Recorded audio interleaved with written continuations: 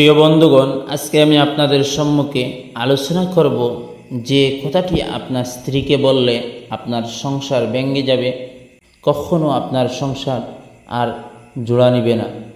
আপনাকে সবাই বলবে আরে সব ঠিক হয়ে যাবে আস্তে আস্তে, কিন্তু আপনি জানেন আপনার রাতে ঘুম হয় না, সকালবেলা ঘুম থেকে উঠে অসহায় লাগে। আপনি জানেন আপনার খেতে বসলে গলা দিয়ে খাবার নামে না। আপনি জানেন আপনার মাঝে মধ্যে দম বন্ধ হয়ে আসে। আপনি জানেন আপনার কিভাবে প্রতিটা সেকেন্ড কাটে। দূর থেকে কেউ বুঝবে না, যার সাথে হয় সেই বুঝে, আর কেউ জানে না।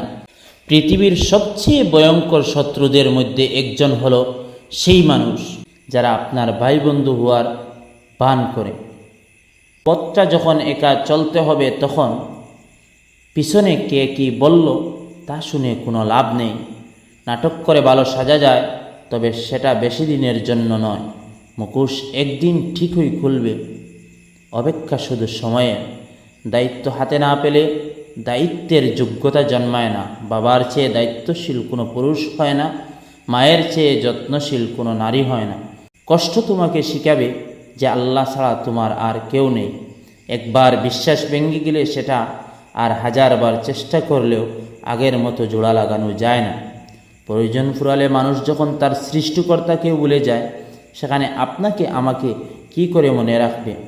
জ্ঞানীগুণীদের ভুল ধরিয়ে দিলে আপনি তার হবেন বন্ধু, আর মূর্খ লোকের ভুল ধরিয়ে দিলে আপনি হবেন তার চিরশত্রু।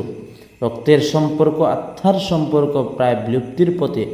এখন একমাত্র সম্পর্কটা স্বার্থের সম্পর্কটা জমজমা। কিছু কথার আঘাত এত ভারী হয়, না চাইতেও চোখে জল এসে যায়। প্রিয় ভাইয়েরা, দয়া করে কখনো আপনার স্ত্রী বা গার্লফ্রেন্ডকে এই কথাগুলো বলবেন না। সারাদিন ঘরে বসে কি করো? মনে রাখবেন, পর্দার আড়াল থেকে আপনার পুরো সংসার এই নারী কন্ট্রোল করতেছেন। আপনি যদি তাকে বলেন ঘরে বসে সারাদিন কি করো, আর যদি সেই মেয়েটি কিছু করে থাকে, তাহলে সেই মেয়েটি উল্টাপাল্টা এমন কিছু করে বসবে যার জন্য আপনার সংসার ভেঙে যাবে। 2, তোমাকে বিয়ের সিদ্ধান্ত করে আমি ভুল করেছিলাম।